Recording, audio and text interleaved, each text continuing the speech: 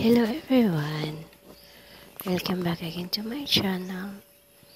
Ay, papakita ko po sa inyo yung I'm so proud to my garden. So, napakalinis po at saka nabubloom na po sila is because the rainy season here nagsimula na po. So, thank you Lord for the rain. Napakaganda po kasi bumalik po yung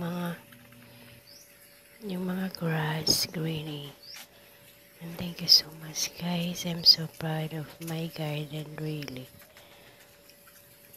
For me, it's the best. Aww.